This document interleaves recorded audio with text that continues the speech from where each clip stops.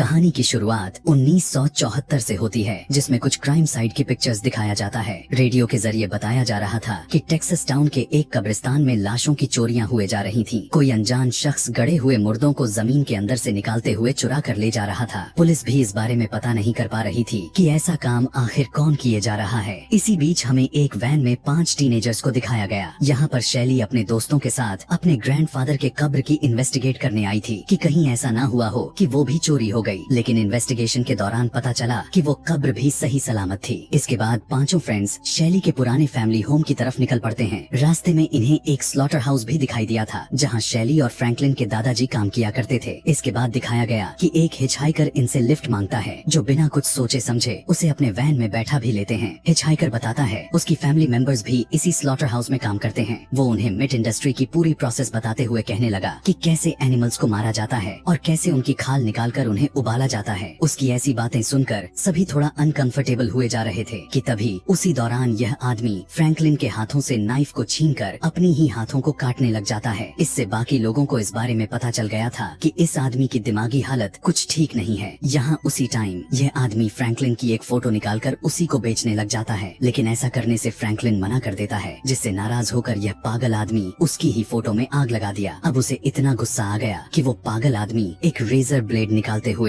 Franklin की हाथ को ही काटने लग जाता है, जिससे फाइनली वैन रोककर उसे बाहर धकेलते हुए वो आगे की तरफ बढ़ जाते हैं। इस इंसिडेंट से फ्रैंकलिन थोड़ा डर गया था। कुछ देर के बाद यह ग्रुप एक गैस स्टेशन पर रुकता है, लेकिन ऑनर से उन्हें पता चला कि स्टेशन की गैस खत्म हो चुकी है। वो उससे शैली के पुराने हाउस का रास्ता भी पूछता है। अब इस आदमी को उस हाउस का रास्ता तो नहीं पता था, लेकिन वो उन्हें किसी दूसरे प्रॉपर्टी से दूर रहने का सलाह देता है। दिखाया गया कि इन्हें शैली के पुराना घर मिल गया है, जहाँ शैली अपने सभी दोस्तों को हाउस टूर देने लगती है। वहीं कर्क और पेम को यह पता चला कि इस घर के पीछे एक लेक हुआ करती थी, इसीलिए अब वो दोनों उसमें नहाने के लिए चले जाते हैं। लेकिन इन्होंने देखा कि वो लेक सूख चुकी थी कि तभी उसी टाइम इन्हें एक जनरेटर की आवाज सुनाई दिया, जो पास के ही एक फार्म हाउस से आ रही थी। कर्क और पेम उस फार्म हाउस की तरफ जाने लग जाते हैं, इस उम्मीद में कि उन्हें वहाँ थोड़ी गैस मिल जाएगी। इस फार्म हाउस में इन्हें कुछ पुरानी गाड़ियाँ और एक बड़ा सा जनरेटर मिलता है। कर्क यहाँ रहने वालों को आवाज लगाने लगा था, लेकिन उसे कोई जवाब नहीं मिलता। उसी टाइम पता चला कि उस हाउस का मेन डोर खुला हुआ था, इसीलिए बिना कुछ सोचे समझे इस हाउस में एंटर कर जाता है। और यही उसकी सबसे बड़ी भूल थी। जैसे ही उसने अंदर प्रवेश की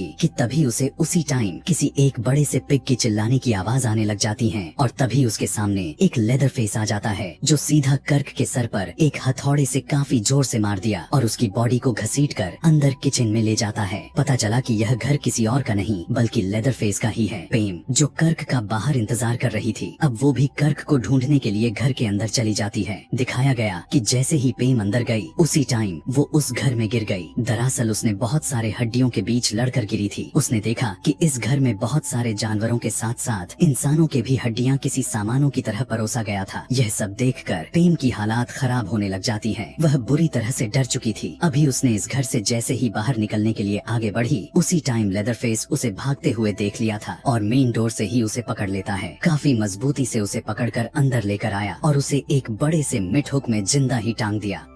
यहाँ सीन बहुत ही दर्दनाक बन गया था। इसके बाद लेदरफेस अपने चेंसॉ को चालू किया और पेम के आंखों के सामने ही कर्क के डेड बॉडी को काटने लगा। उधर हुक पर टंगी हुई पेम काफी दर्द में यह सब देखे जा रही थी। अब क्योंकि कर्क और पेम को गए हुए काफी टाइम हो चुका था, इसलिए जेरी भी उन दोनों को ढूंढने के लिए निकल जाता है। देखते ही देखते इन्हें यहाँ शाम हो जाता है और जेरी भी लेदरफेस के घर पहुँच गया था। जेरी को यहाँ कर्क की जैकेट पड़ी हुई मिली थी। यह देखकर वो भी इस घर में घुस जाता है। किचन में जैसे ही उसने प्रवेश की तो दिखाया गया कि वहाँ पर मिट हुक पर पेम नहीं थी और न ही कर्क के डेड बॉडी थे कि तभी उसी टाइम जेरी को यहाँ पर रखा हुआ फ्रीजर से कुछ अजीब तरह की आवाजें आने लगती हैं। जैसे ही उसने उस फ्रिज को खोला तो उसके अंदर से पेम निकलती है, जो कि अभी भी जीवित पड़ी थी। इससे पहले जेरी यहाँ कुछ कर पाता, लेदरफेस चिल्लाते हुए वहाँ आता है और एक ही हथौड़े से जेरी को भी मारकर उसका हुलिया ही चेंज कर देता है। अब लेदरफेस यहाँ काफी गुस्से में दिखाई दे रहा था। उसी गुस्से में वापस लेदरफेस पेम को उसी फ्रीजर में बंद कर दिया, जिससे बेचारी उसकी भी मौत हो जाती जाती है। यहाँ पर लेदरफेस इसलिए आया था क्योंकि उसे डर लग रहा था कि अनजान घुसपैठिए उस बेचारे के घर में क्यों और कहां से आए जा रहे थे। अब यहाँ आए हुए उन्हें काफी रात हो चुकी थी और शैली को अपने दोस्तों की चिंता हुए जा रही थी क्योंकि दोस्त जो गए थे वो अभी तक नहीं आए थे। वो भी उन्हें ढूंढने जाने को बोलती है, लेकिन उसका भाई फ्रैंकलिन जिद करता है कि वो भी उसके साथ चलेगा। इसके बाद दोनों अंधेरे जंगल में निकल पड़े हैं। काफी दूर आने पर फ्रैंकलिन को किसी की आवाज अजीबो गरीब तरह से सुनाई देने लग जाती है कि तभी उसी टाइम अचानक से लेदरफेस अंधेरे में अपने हाथ में चेनसॉ लेकर आता है और उसे सीधा फ्रैंकलिन के अंदर घुसा देता है। काफी दर्दनाक तरीके से चीरकर उसके सारे अंतड़ियां बाहर निकाल देता है, जिससे उसकी भी काफी ब्रूटल तरीके से मौत हो जाती है। शैली जैसे ही यह नजारा देखा तो उसकी पैरों तले जमीन ही खिसक जाती है। बिना वक्त गवाए वो वहाँ से भागने लग गई थी। लेदरफेस अपनी चेनसॉ लेकर उसका पीछा करने लग जाता है कि तभी भागते हुए शैली को दूर किसी जगह पर एक रोशनी दिखाई दे रही थी, इसीलिए वो उसी डायरेक्शन में भागना शुरू कर देती है, इस उम्मीद में कि वहाँ पर कोई उसकी मदद करेगा। लेकिन भागते हुए वो गलती से लेदरफेस के ही घर पहुँच जाती है। घर के अंदर जाकर जल्दी वो डोर को लॉक्ड कर लिया था, लेकिन लेदरफेस उस डोर को अपनी चेनसॉ से काटने लगता है। शैली भागकर ऊपर वाले एटिक में छुप जाती है। वहाँ पर उसने देखा कि चेयर पर 2 लोग बैठे हुए थे, लेकिन शैली को पता चला कि यह जिंदा इंसान नहीं है बल्कि किसी 2 पर्सन की डेड बॉडीज हैं। इधर नीचे लेदरफेस भी डोर को काटते फाड़ते हुए अंदर घुस चुका था, लेकिन उसी टाइम शैली ऊपर की विंडो से सीधा नीचे ही जंप लगा देती है और फिर से बौखलाते हुए जंगल में भागने लग गई। अभी भी लेदरफेस उसका पीछा छोड़ने का नाम ही नहीं ले रहा था। इस बार शैली भागते हुए उसी गैस स्टेशन पर पहुंच गई थी जिसे हमने मूवी के शुरू में देख रखा था। शैली स्टोर के अंदर भागते हुए आती है और यहाँ के स्टोर ओनर से कहने लगी कि वो फौरन से पुलिस को कॉल करके इन्फॉर्म कर दे। ओनर शैली को शांत करते हुए कहने लगा कि उसके पास इस टाइम किसी भी तरह का टेलीफोन वगैरह नहीं है, लेकिन वो उसे पुलिस स्टेशन तक अपने ट्रक से छोड़ देगा। इसके बाद यही आदमी जो इस शॉप का ओनर था वो कहीं से एक बोरी और एक रस्सी ढूंढ कर लाता है। यह देखकर शैली समझ जाती है कि इस आदमी के इरादे कुछ ठीक नहीं लग रहे। ऐसा होता हुआ देखकर वो पास में ही पड़ा हुआ चाकू उठा लेती है, लेकिन यह ओनर किसी झाड़ू से शैली को मार मार कर बेहोश कर देता है। इसके बाद वो शैली का हाथों और पैरों को बांधकर उसे उसी लाए हुए बोरिये में भर दिया और उसे ले जाकर अपने ट्रक में रख देता है। दिखाया गया कि यह आदमी उसे अपने ट्रक में रखकर जाने लग गया कि तभी चलते चलते रास्ते में उसे वही हिचहाइकर मिला जो वही शैली के वैन में पागलों जैसी बिहेवियर दिखा रहा था। कि तभी शॉप ओनर बाहर निकलकर उस पागल आदमी को पीटने लग जाता है और फिर दोनों शैली को लेकर वापस लेदरफेस के घर में चले जाते हैं। यहाँ पर पता चला कि ये दोनों शख्स उसी घर से यानी लेदरफेस के साथ ही मिले हुए थे, यानी ये तीनों एक ही फैमिली के मेंबर्स हैं। इनकी बातों के दौरान यह भी पता चला कि लेदरफेस कोई और नहीं बल्कि इन दोनों का भाई ही है। लेदरफेस का बड़ा भाई जो शॉप ओनर है उसका नाम द कुक है। यहाँ पर दिखाया गया कि लुक अपने भाई लेदरफेस को मारने पीटने लग जाता है क्योंकि उसने शैली को जिंदा भागने दिया था और अपने घर के मेन डोर को चेनसॉ से काट दिया था।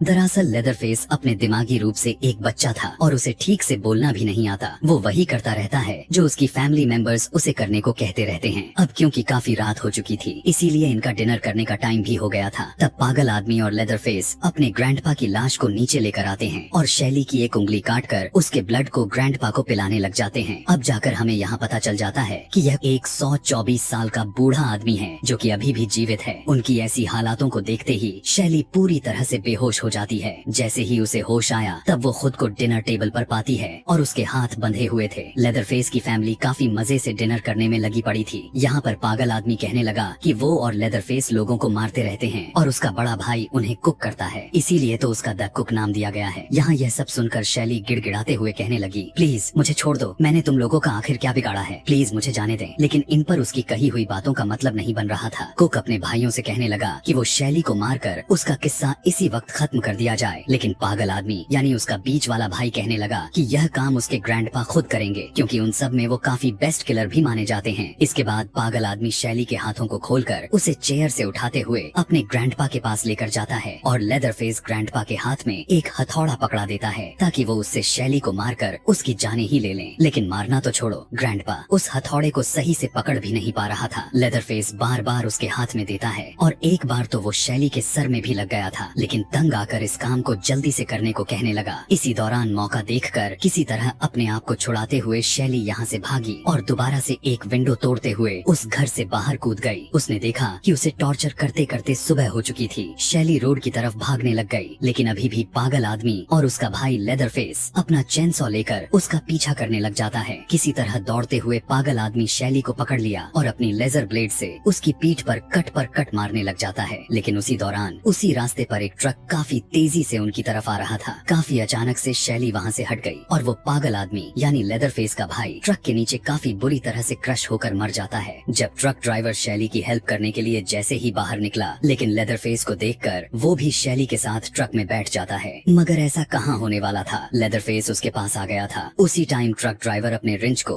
लेदरफेस को फेंक कर मारता है, जिससे लेदरफेस वहीं पर मुंह भर मिट्टी ले लेता है। नीचे गिरने की वजह से उसका पैर उसी के चेनसॉ से कट लग जाता है। वैसे में काफी दर्द भरी जख्म के साथ भी वो उठ खड़ा हो गया। उसी टाइम एक और मिनी ट्रक आता हुआ शैली ने देख और उसे हाथ देने लग गई। शैली को देख वो ड्राइवर उस ट्रक को रोक लिया। अब इससे पहले लेदरफेस शैली को पकड़कर काट देता, शैली फौरन से उस ट्रक में बैठ जाती है और वो ट्रक ड्राइवर वहाँ से काफी तेजी के साथ निकल जाता है। दिखाया गया शैली खुशी के मारे पागलों की तरह हंस रही थी, यह सोचते हुए कि फाइनली अब उसकी जान बच चुकी थी। और वहीं पीछे दिखाया गया कि लेदरफेस अपना आइकॉनिक चेनसॉ डांस करने लग जाता है। इसी के साथ यह पूरा कहानी यहीं पर खत्म हो जाती है।